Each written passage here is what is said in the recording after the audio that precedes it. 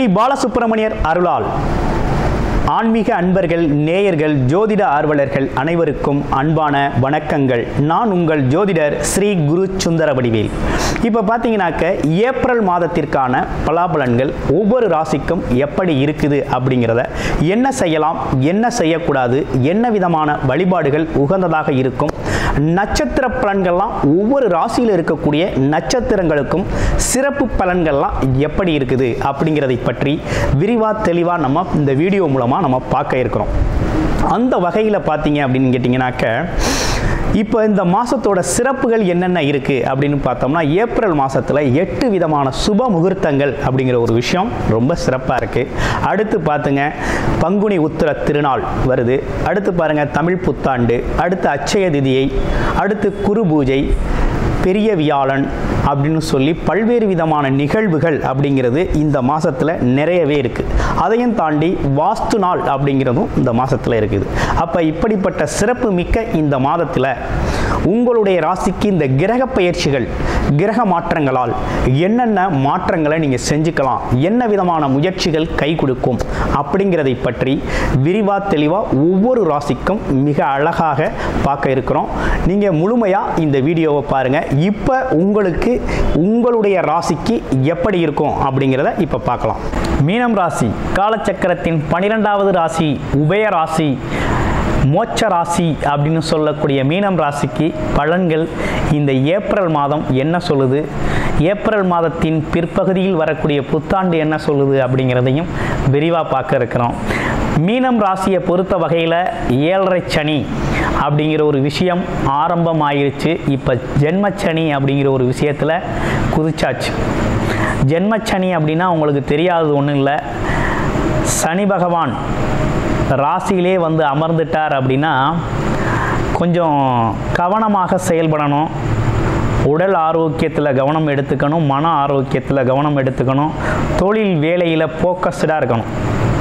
ஆமாம், சுறுசுறுப்புக்கு முக்கியத்துவம் கொடுக்கணும், சோம்பேறித்தனத்துக்கு தள்ளி போடணும். அது மட்டும் இல்லாமல் தள்ளி போடுதல், பிறகு செஞ்சுக்கலாம் நினைக்கிறது, இப்படிப்பட்ட விஷயங்கள்லாம் தவிர்த்துக்கணும். அதெல்லாம் செஞ்சிங்கன்னா ரொம்ப நல்லா இருக்கும். குறிப்பாக உண்மையாக இருக்கணும், நேர்மையாக இருக்கணும், நீதி நேர்மை தவறாது நடந்துக்கணும். எதையாவது பொய் சொல்லி எங்கேயாவது மாட்டிக்கப்படாது, அசிங்க அவமானத்தை தேடி தந்துடும். அது மட்டும் இல்லாமல் பார்த்தீங்க அப்படின்னா உடல் ஆரோக்கியத்தில் கொஞ்சம் கவனம் எடுத்துக்கணும். மனம் சார்ந்த தடுமாற்றம் இல்லாமல் மனதிற்கு உண்மையாக நேர்மையாக நடந்துக்கணும். அப்படிங்கிறதெல்லாம் குணநலன்கள். கூடுமான வரையும் தர்ம காரியங்கள், தான தர்மங்களை செய்யணும். கிட்டத்தட்ட ஒரு 10% உங்களோட வருமானத்திலேருந்து சேரிட்டி செய்யணும். அப்படி செஞ்சீங்க அப்படின்னா இந்த காலத்தில், இந்த ஜென்மச்சனி காலத்தில் மன ரீதியாகவும் உடல் ரீதியாகவும் வருமான ரீதியாகவும் பாதிப்புகளை கொஞ்சம் குறைச்சிக்கலாம். உங்களோட சுற்றம் நட்பெல்லாம் கொஞ்சம் சிறப்பாக இருக்க வழிவகைகள் நடக்கும். இதெல்லாம் ஃபாலோ பண்ணணும். ஓகே, இப்போ தொழில் எப்படி இருக்குது, வேலை எப்படி இருக்குன்னு பார்த்துருவோம். தொழில் அப்படின்னு சொல்லக்கூடியவர் எப்படி இருக்கார் அப்படின்னா ராசியிலே வந்து இப்போ அமர்ந்திருக்கிறார். அப்போ இந்த மாதத்தில் தொழில் அப்படிங்கிறது எப்படி இருக்குது, சூரிய பகவான் வந்து அமர்ந்துட்டார். இப்போ வேலை சம்மந்தப்பட்ட விஷயங்கள்லாம் இந்த காலகட்டத்தில் அது சார்ந்த முயற்சிகள் அப்படிங்கிறது கொஞ்சம் தீவிரமாக எடுக்கணும். எடுத்தால் தான் வேலை, தொழில், வேலைங்கிற விஷயம் சிறப்பாக போகும். நீங்கள் யார் என்னன்னு நிரூபிக்க வேண்டிய காலகட்டம். அதனால் கண்டிப்பாக நீங்கள் வந்து உங்களோட வேலையை முழுமையான முயற்சியோடு செய்யணும். ஏன்னா 3ஆம் இடத்துல உங்கள் ராசிநாதன் மறைந்திருக்கிறார். 3ஆம் அதிபதினு சொல்லக்கூடிய சுக்கிரனோடு பரிவர்த்தனை யோகம் செஞ்சிருக்கிறாரு. கண்டிப்பாக இந்த காலகட்டத்தில் முடங்கி போயிடாமல் தைரியம், தன்னம்பிக்கையோடு முயற்சி செஞ்சீங்க அப்படின்னா உறுதியான வேலையில் நீங்கள் யாருன்னு நிரூபிப்பீங்க. கிட்டத்தட்ட வேலைப்பளு எவ்வளவு கூட இருந்தாலும் உங்களுக்கான மதிப்பு, மரியாதையும் அங்கீகாரமும் சிறப்பாக கிடைக்கும். 2வது விஷயம் தொழில் அதிபதினு சொல்லக்கூடியவரும் குரு தான்.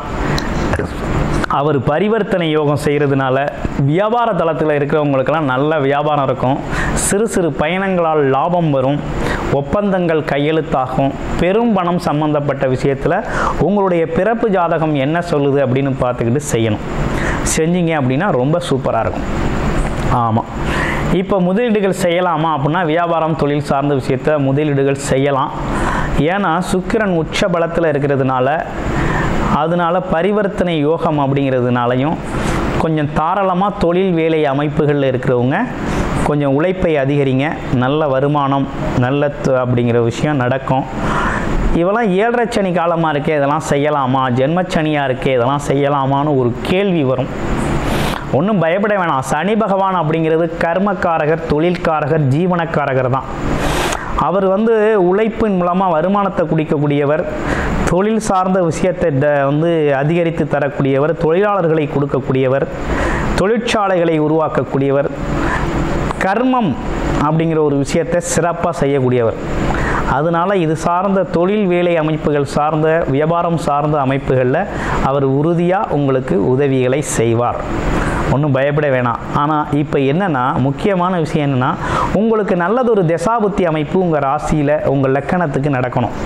உங்கள் பிறப்பு ஜாதக அடிப்படையில் உங்கள் லக்கணத்துக்கு நல்ல தசாபுத்தி அமைப்பு நடக்குது அப்படின்னா, அது யோகம் லாபத்தை தரக்கூடிய வகையில் இருக்குது அப்படின்னா, உங்களுக்கு இந்த சனி பகவான் ஜென்மச்சனி பாதிப்பு அப்படிங்கிறது பெருசாக உங்களுக்கு ஒன்றும் தெரியாது.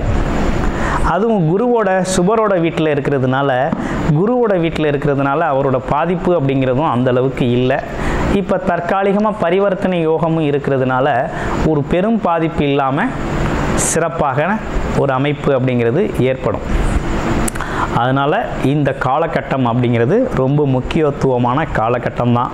இதில் முக்கியமாக மீனராசி அன்பர்கள் கவனிக்கப்பட வேண்டிய விஷயம் என்னென்னா, ஏற்கனவே மீனராசி அன்பர்கள் பொறுத்த வகையில் சொன்ன கமிட்மெண்ட் படி நம்ம நடந்துக்க முடியாத ஒரு சூழ்நிலை அப்படிங்கிறது இருக்குது. நாளைக்கு ஒரு வேலையை செய்யணும்னு திட்டமிடுவீங்க, மறுநாள் அந்த வேலை மறுநாள் தள்ளி வைப்பீங்க, இல்லைன்னா சாக்கு போக்குகளை சொல்லுவீங்க. இதெல்லாம் இந்த சனி பகவான் ஜென்மச்சனிக்கு வந்ததுனால இதெல்லாம் சொல்லக்கூடாது, இப்படிலாம் நடந்துக்கக்கூடாது. அன்றந்த கமிட்மெண்ட்டை அப்பப்போ முடிக்கணும். உடல் ஆரோக்கியத்தில் கவனம் செலுத்தணும். அதே நேரத்தில் உடலோட சுகத்துக்கு ஆட்படக்கூடாது. இதெல்லாம் நீங்கள் ஃபாலோ பண்ணினீங்க அப்படின்னா மீனராசி அன்பர்களை பொறுத்த வகையில் ஒரு சிறப்பான எதிர்காலம் அப்படிங்கிறது காத்துக்கிட்டு இருக்கு. திருமணம் நடக்குமா? அடுத்த கேள்வி. குழந்தை பாக்கியம் உண்டா அப்படிங்கிறதெல்லாம் சில பேருக்கு உண்டு.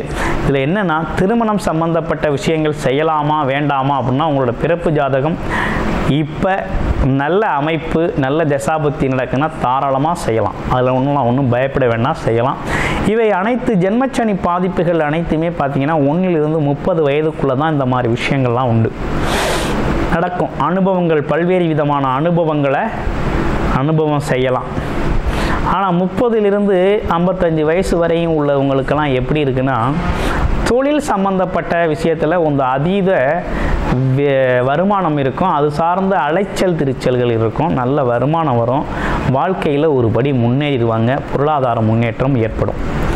இதே 55 வயசுக்கு மேலே உள்ளவங்களுக்கெல்லாம் என்ன நடக்குது அப்படின்னு பார்க்கையில், கிட்டத்தட்ட பார்த்திங்கன்னா அவங்களோட உடல் ஆரோக்கியம் கொஞ்சம் கெட்டு போயிடும்.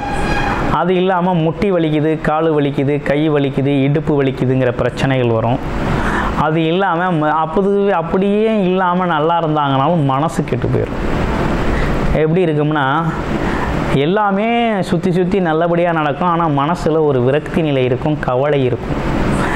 இந்த சூழ்நிலைகள்லாம் ஏற்படும். இவை அனைத்தும் தகர்க்கிறதுக்கும் சரி செய்கிறதுக்கும் ஒரே வழி, ஆஞ்சநேயர் காயத்ரி மந்திரம் சிவம் செய்கிறதும், வாரம் சனிக்கிழமைகளில் ஆஞ்சநேயர் கோயில் தரிசனம் செய்கிறதும் ரொம்ப முக்கியம். அதற்கு பிறகு தான தர்மங்களை மனதார செய்கிறது. உங்களுடைய வருமானத்திலிருந்து 10% தான தர்மத்திற்காக ஒதுக்கி செய்கிறது. அதுலேயும் உடல் ஊனமுற்றவர்கள்,